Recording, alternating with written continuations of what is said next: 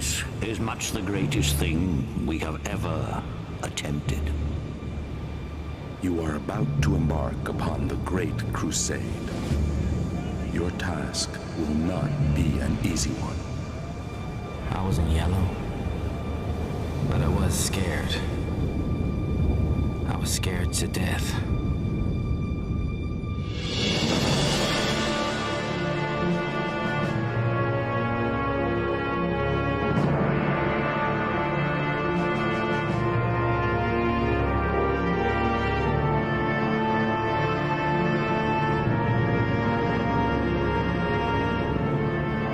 2 years after the ordeal of Dunkirk, Britain struggles on.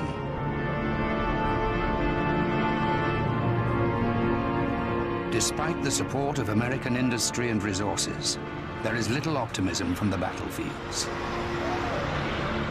The disaster of the fall of Singapore in February 1942 and the surrender of Tobruk in June bring the darkest days of the Second World War.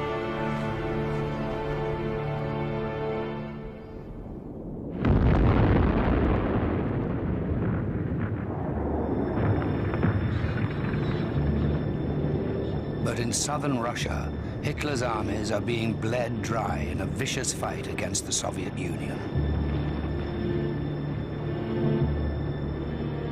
As 1942 wears on, the German advance in the east slows. The diary of an infantry officer. It's terrible here. Russians resisting hard. They're getting reinforcements all the time. One of our companies wouldn't fight. Very shameful. Every single one of us is tense. By February 1943, the once invincible German army will be defeated at the Great Battle of Stalingrad.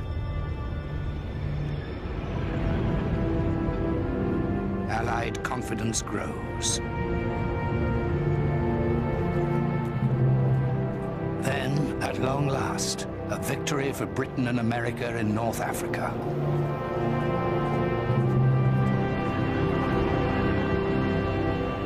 General Alexander in a telegram to Prime Minister Winston Churchill.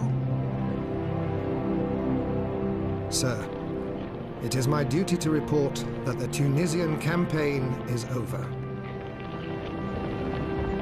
All enemy resistance has ceased. We are masters of the North African shores.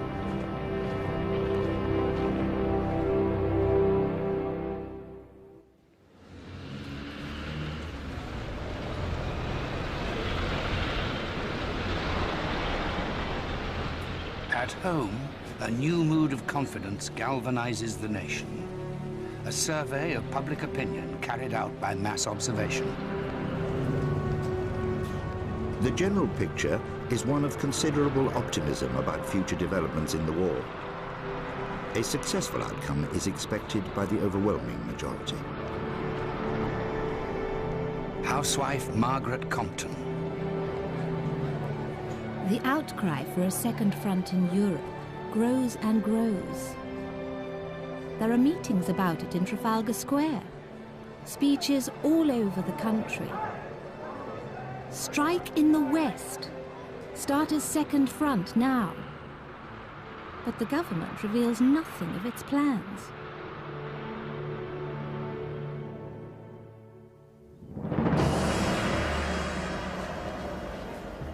But secret planning for a major assault on Western Europe has begun in earnest. Throughout 1943, the Allied leaders meet in a series of conferences to plan the route to victory.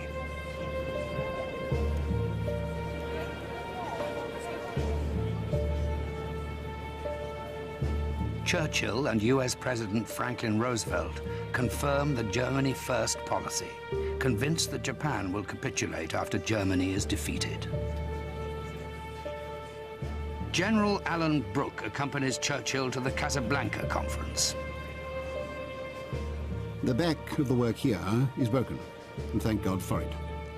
It has been one of the most difficult tasks I've had to do. Although our discussions have become somewhat heated at times, our relations have never been strained. I hope we shall leave here with a more united outlook to the war.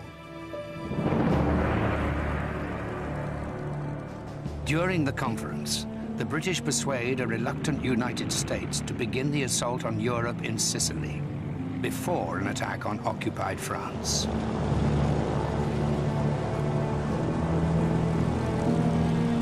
Churchill's strategy to strike at what he calls Hitler's soft underbelly in Italy postpones the invasion of France for almost a year.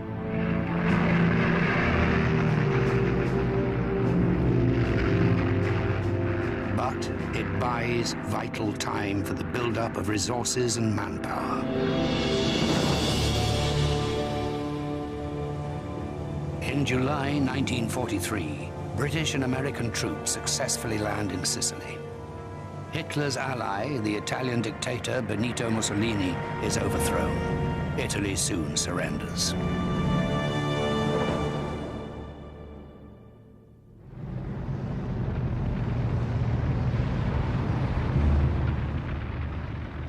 Churchill and Roosevelt now turn their attention to preparing for a massive invasion of France within a year. A report of the Combined Chiefs of Staff Quebec Conference, August 1943. This operation will be the primary United States and British ground and air effort against the Axis of Europe. Following the establishment of strong Allied forces in France, operations designed to strike at the heart of Germany and to destroy her military forces will be undertaken. We have approved the outline plan for Operation Overlord.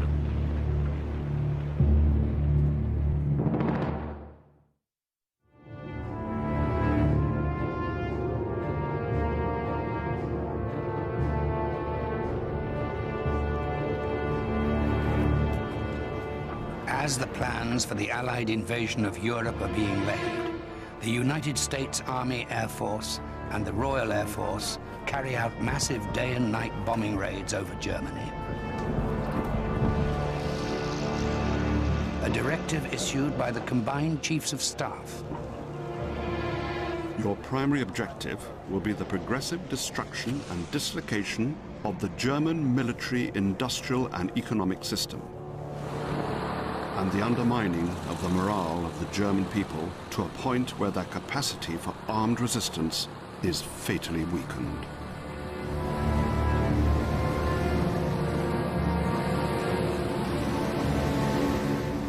Len Hadland on night bombing duty with the RAF.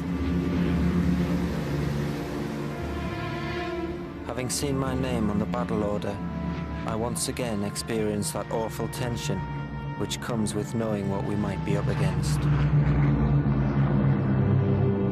And the possibility that we might not return.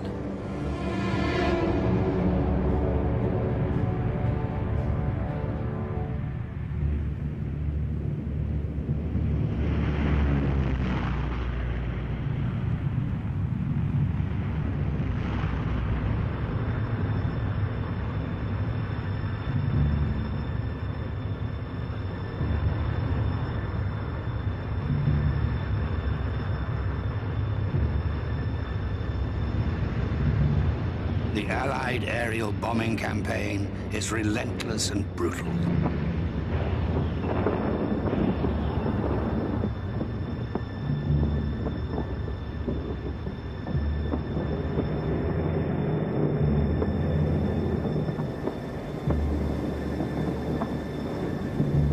Among the British people, memories of their own horrific experiences during the Blitz evoke sympathy for German civilians from some, but none at all from others.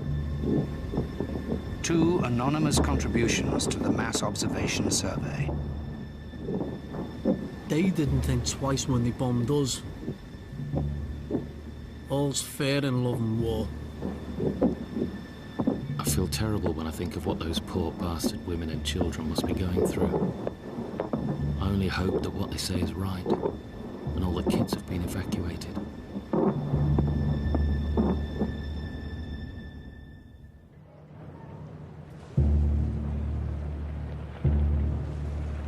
November 1943. Soviet leader Joseph Stalin enters strategic discussions with Churchill and Roosevelt at the Tehran Conference. U.S. General Dwight D. Eisenhower is appointed Supreme Allied Commander. The date for the Great Invasion is confirmed. Summer 1944.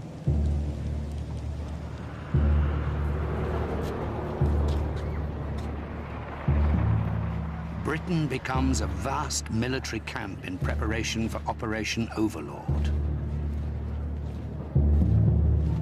Allied troops gather from Poland, France, Canada, and the United States. The long wait begins.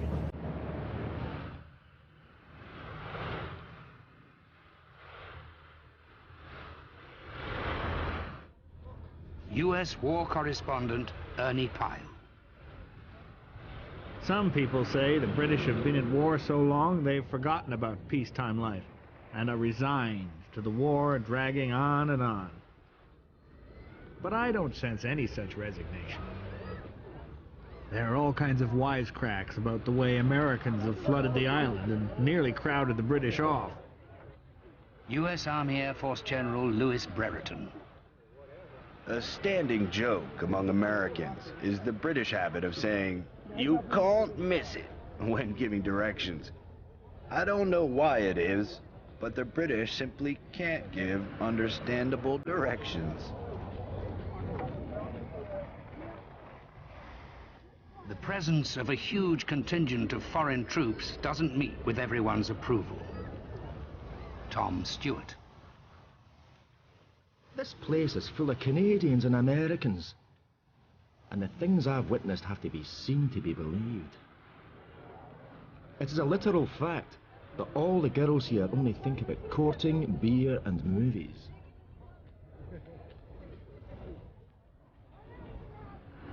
Maureen Bolster in a letter to her boyfriend in the RAF. Their manners were so awful. They did nothing but criticize England the whole time. I was simply bristling with patriotism. How dare those Yanks come here and run my country down?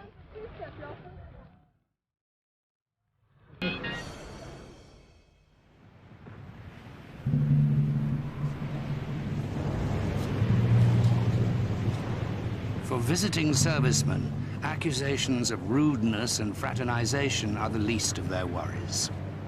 Rehearsals and training for an amphibious and airborne assault are endless. Fears about the real thing grow as the weeks pass. Donald Burgett of the U.S. Airborne Forces. An instructor in A stage told us that we weren't volunteering for any picnic, that most of us would die in combat. In fact, he said, if any man lives through 3 missions, the government has said it will fly that man home and discharge him. Now you know as well as I do that Uncle Sam ain't gonna discharge anyone during wartime. So now you know what your chances are of living through this war? You haven't got a chance.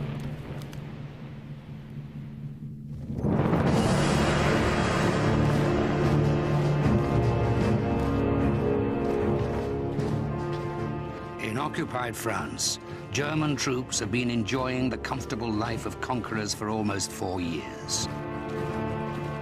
But for the French, the situation is unbearable. These hands in grey and black are everywhere.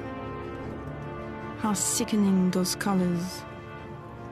There is no escape from the Germans. They jostle and elbow you, these victors. Murderers of relatives, friends and brothers.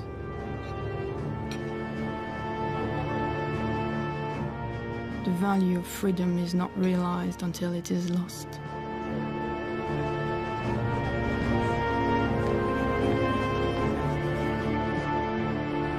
By the beginning of 1944, following yet more losses on the Eastern Front, Hitler knows that soon he will also have to face an Allied invasion in the West.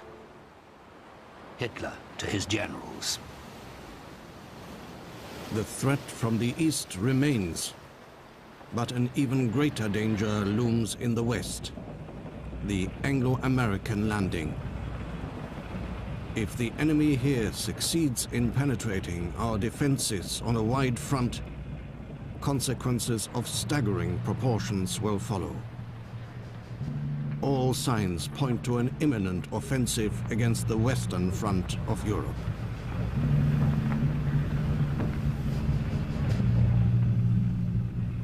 Hitler orders Field Marshal Erwin Rommel to take responsibility for the Atlantic defenses. Senior German officers begin a detailed inspection. Rommel writes to his wife. I'm going to throw myself into this new job with everything I've got. And I'm going to see it is a success. Our chance will be on the beaches. That's where the enemy is always the weakest. General Sir Bernard Montgomery is appointed commander of Allied ground forces for the invasion. He has first-hand experience of Rommel's tactical ability from the North African campaign. Rommel is in command from Holland to the Loire. It is now clear that his intention is to defeat us on the beaches. He has made a world of difference since he took over. We must blast our way on shore and get a good footing before he brings up his reserves.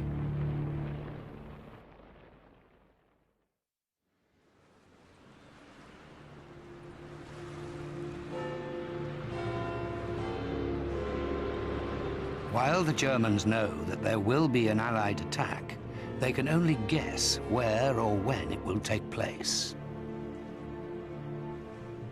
Churchill warns the British that secrecy must be maintained at all costs.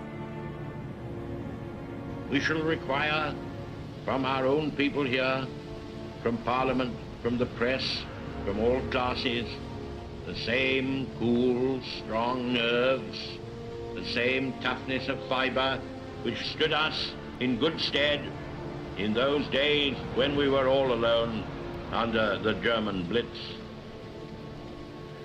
And here I must warn you that in order to deceive and baffle the enemy, as well as to exercise the forces, there will be many false alarms, many feints, and many dress rehearsals.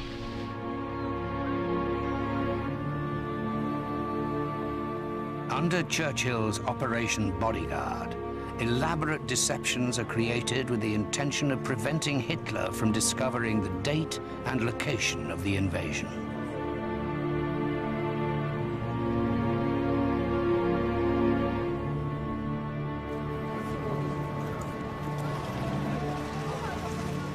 The French resistance helped to create false intelligence to keep Germany off the scent. Secrets are deliberately leaked, which suggest that the invasion will take place in the Pas-de-Calais or even Norway. The BBC French service becomes a vital means of communication across the Channel. In due course, instructions of great importance will be given to you through this channel. But it will not always be possible to give these instructions at a previously announced time. Therefore, you must get into the habit of listening at all hours. Louis Lenné, a member of the Maquis, the French resistance, June 1944. We had an old radio that kept us up to date with the situation. We heard the famous line from Paul Verlaine's poem, The Long Sobs of the Violins in Autumn, telling us of a large-scale attack within days.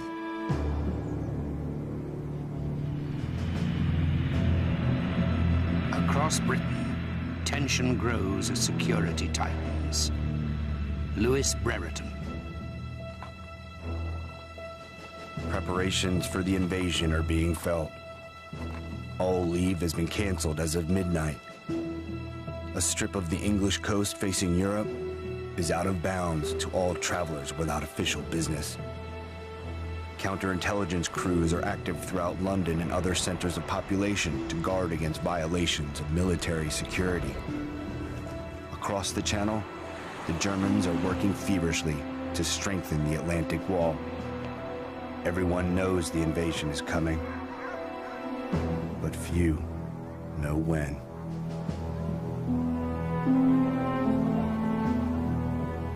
The Allies brace themselves for the biggest test of the war.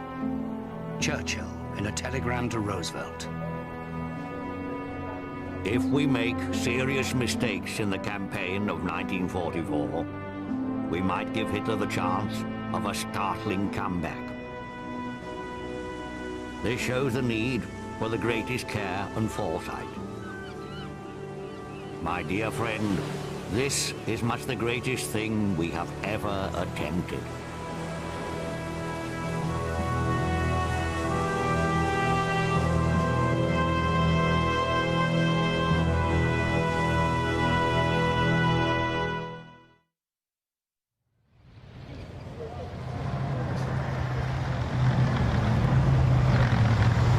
Hello, BBC. This is Godfrey Talbot reporting from Rome. Allied troops have occupied Rome, which was the fascist capital. And are these people here delighted?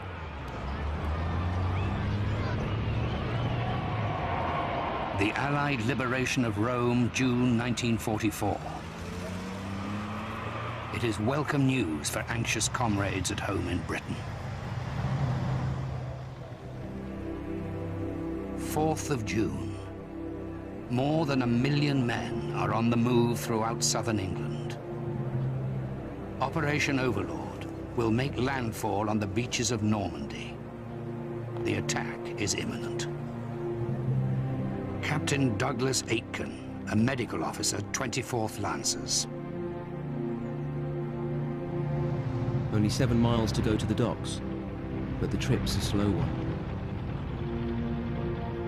American military police in their jeep lead us all the way. We pass along well-known roads.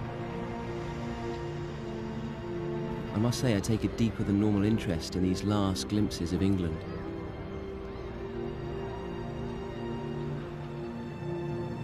I occasionally find myself thinking foolish thoughts about not coming back, or being away for a hell of a long time.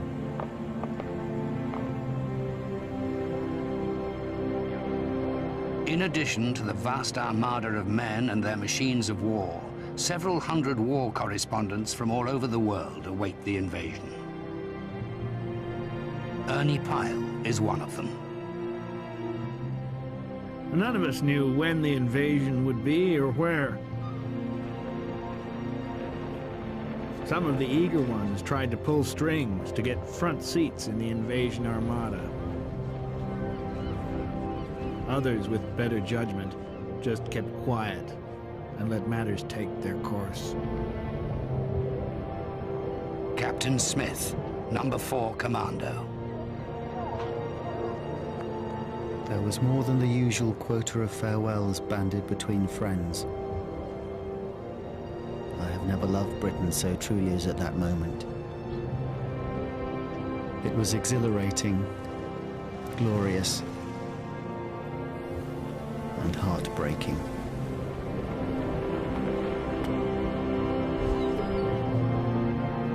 Captain Alistair Bannerman. The deck is packed with tractors, jeeps, personnel carriers, guns and tanks. I haven't much time left. I know I'm no hero. I pray for the courage.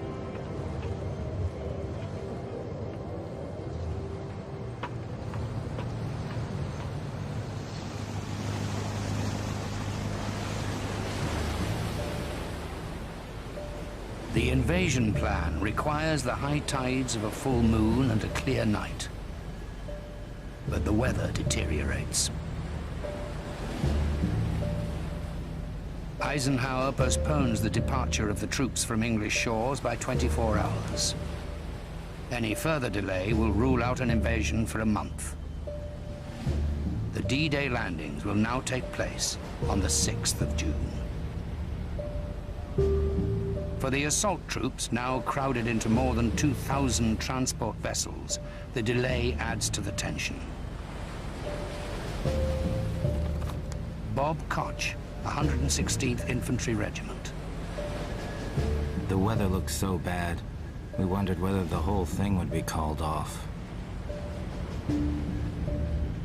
We played cards, relaxed as much as possible, thought about our families, and prayed. Some boys said they knew they'd never make it. I wasn't yellow, but I was scared. No question about it. I was scared to death.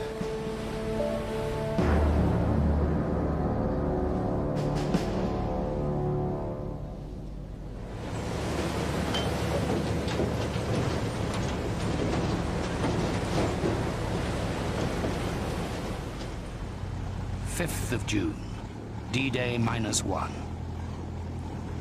Following the long delay in harbor, the cross-channel journey begins.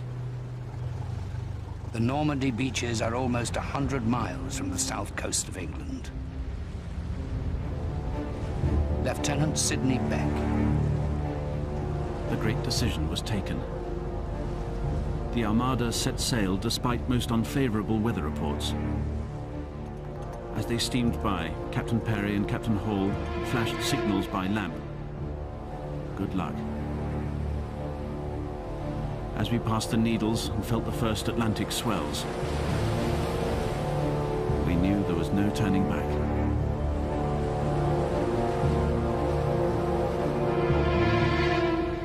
The Solent was chock-a-block with ships of all shapes and sizes, all straining at the leash, waiting for the greatest amphibious operation the world had ever seen.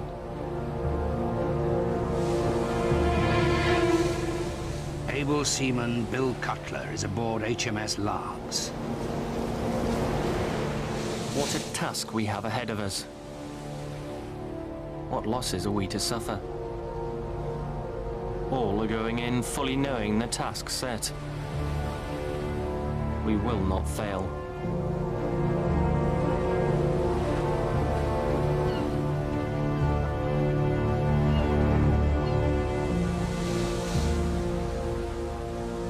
The fleet reaches its assembly point in mid-channel. The rough seas have convinced Hitler that an attack is unlikely. False intelligence has suggested that the invasion will take place anywhere but on the coast of Normandy and on any day except the 6th of June. Erwin Rommel has left for Germany to celebrate his wife's birthday.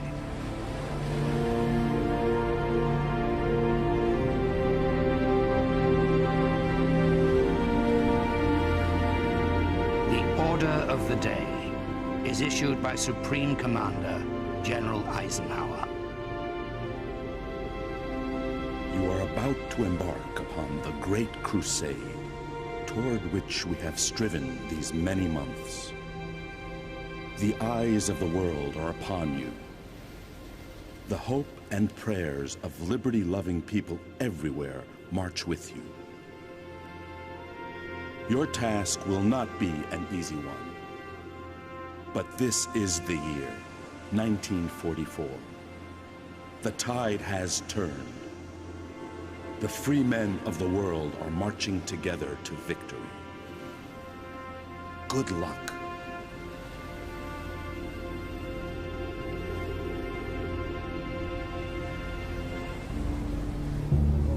As more than 2,000 Allied ships head to the French coast under cover of darkness, British and American airborne troops prepare to take off for France.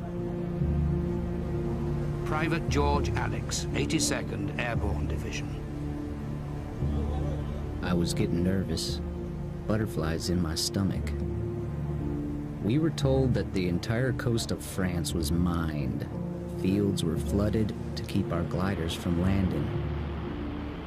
We didn't know what to expect, so we expected the worst.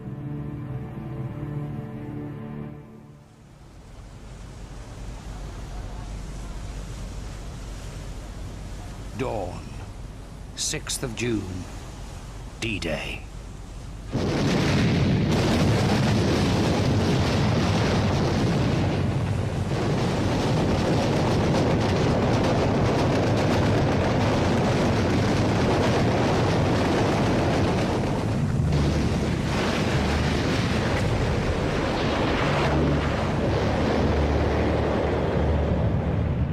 Massive Allied air power is unleashed on northern France.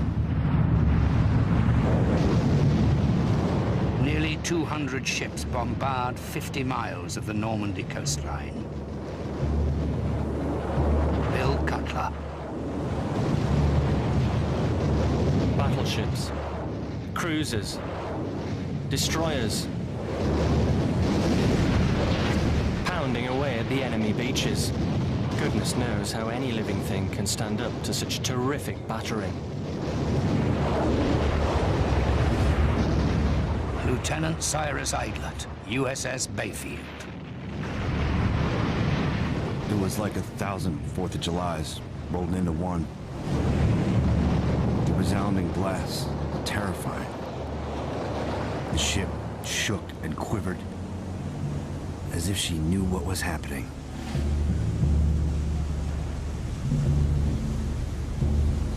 U.S. forces are to attack the beaches codenamed Utah and Omaha. Corporal Gil Murdoch on his way to Omaha. The transporters cut engines. We clambered over the railings into the landing craft. Some guys were seasick.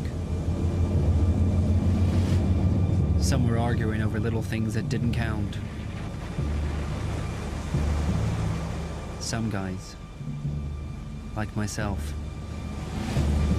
were just standing there, thinking, shivering. Sergeant Levers of the Canadian-Scottish Regiment approaches Juno Beach. The machine gun bullets are starting to whine. The boys are keeping their heads down. Here we go. The ramp is down.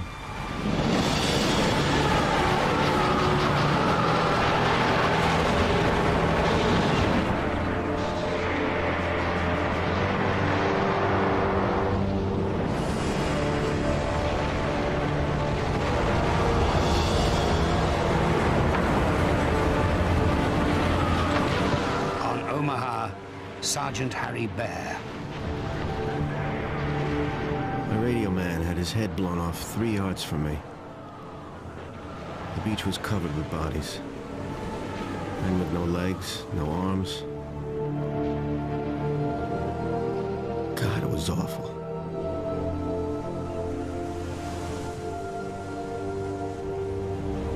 Lieutenant Alex Sudborough, number 45 Commando, Royal Marines, Sword Beach. I couldn't help noticing the sweet, sickly smell and the number of battle-dressed bodies surrounded by a pinkish tinge, gently floating on the tide line. Captain Jim Roberts, Omaha. There were bodies everywhere. As I went by, I heard people screaming for morphine. There wasn't a thing I could do.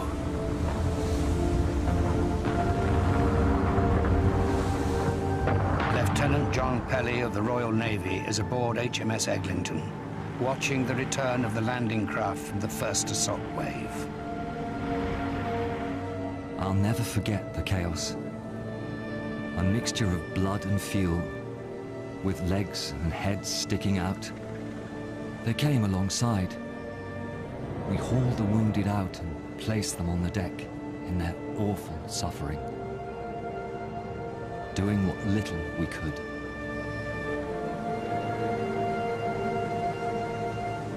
Canadian Charlie Martin.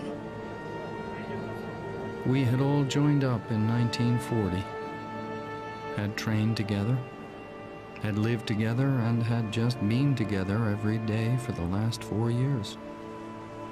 Friends who became brothers, only to lose more than half of us.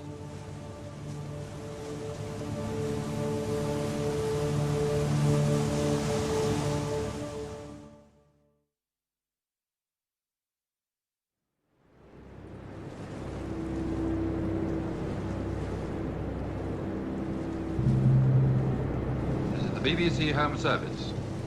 D-Day has come. Under the command of General Eisenhower, Allied naval forces, supported by strong air forces, began landing Allied armies this morning on the northern coast of France. By the end of D-Day, more than 180,000 Allied troops have secured a narrow beachhead in Normandy.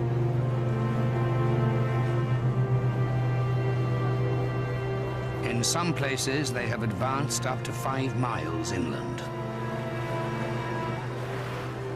Although the airborne assault has been fraught with difficulty, most units have been joined by land troops.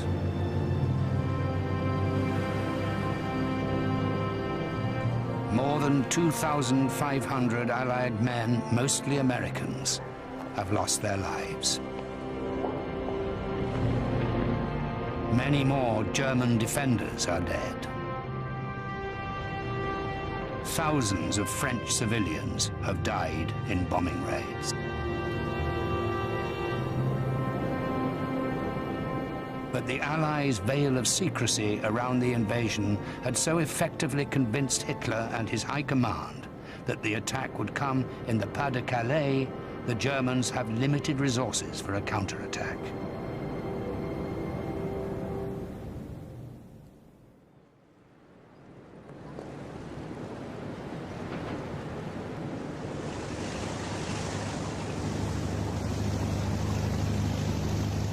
A week after the invasion, Field Marshal Sir Alan Brooke arrives in Normandy.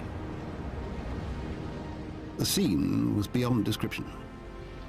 Everywhere was covered with ships, of all shapes and sizes. There was a sense of continuous activity. It was a wonderful moment to find myself re-entering France, almost 4 years after being thrown out. Gigantic floating harbours, mulberries, an idea initiated by Churchill himself, have been towed across the Channel. The mulberries become the vital supply point for up to 10,000 tons of material per day.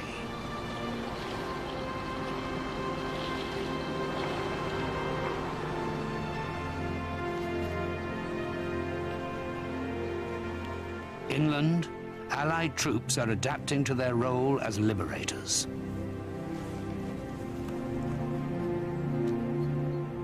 War photographer Robert Capa.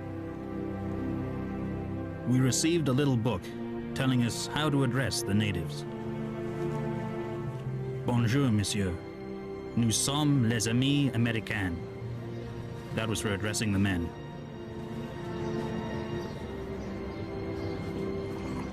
Bonjour, mademoiselle. Voulez-vous faire une promenade avec moi? That was for the girls.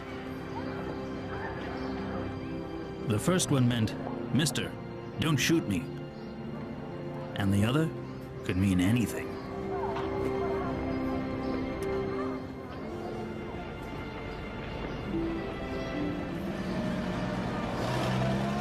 But not everyone welcomes the Allied presence. Sir Alan Brooke.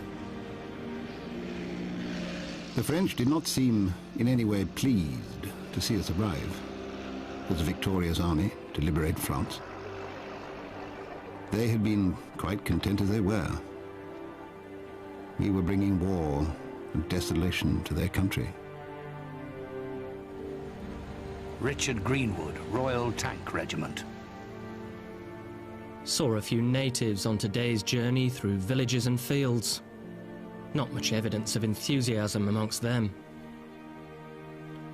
Perhaps they resent our intrusion.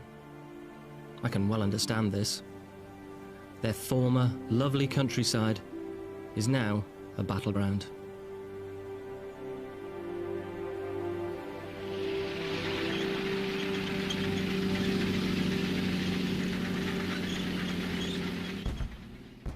Over the coming weeks, the land battle intensifies.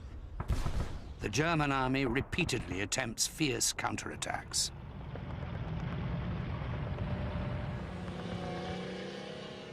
The Normandy countryside, with its patchwork of small fields and tall hedgerows, proves to be a difficult battleground.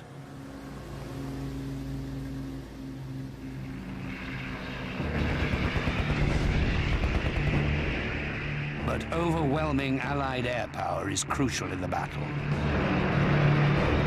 Field Marshal von Kluge replaces Rommel in July. He writes to Hitler, "In the face of the enemy's complete command of the air, there is no possibility of our finding a strategy to counterbalance its truly annihilating effect unless we retreat. In spite of intense efforts, the moment has drawn near when this front will break."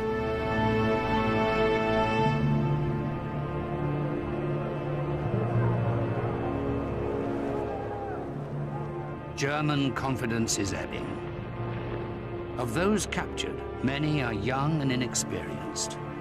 Some are East Europeans forced into fighting for Hitler's cause. General Gunther Blumentritt, Chief of Staff to the Supreme Commander in the West. Our forces are being bled white. The replacement situation is impossible. We simply don't have the men to contain the pressure anymore.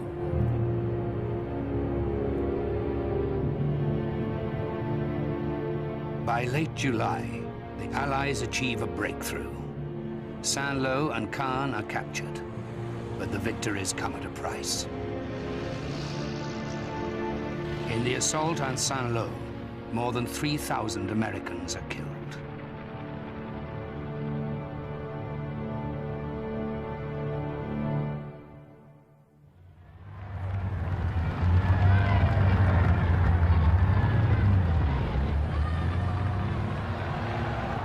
On August the 26th, Allied troops celebrate the liberation of Paris.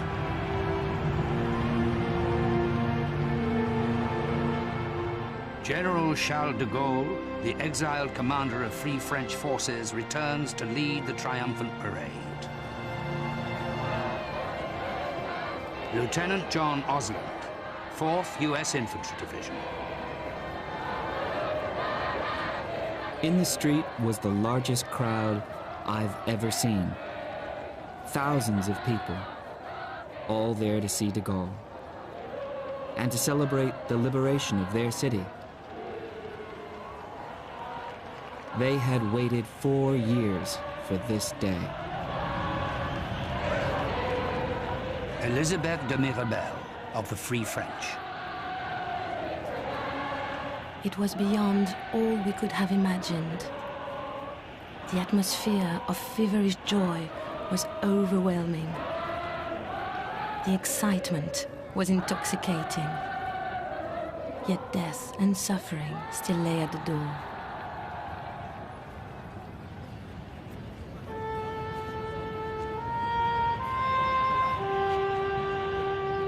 The battle for Normandy has been a long and bitter fight. Almost 500,000 Allied and German troops are dead, injured, or missing in action. Though the war is not yet over, and it will be many months before the Allies reach Berlin, the events of D-Day and the battle for Normandy are the beginning of the end for Hitler's Third Reich. From the memoirs of Ernie Pyle, killed in action by the Japanese in April 1945. His account for August 1944, Paris. One cannot help but be moved by the colossus of our invasion. It was a bold and mighty thing, one of the epics of all history. I hope that we can rejoice in victory, but humbly. The dead men would not want us to gloat.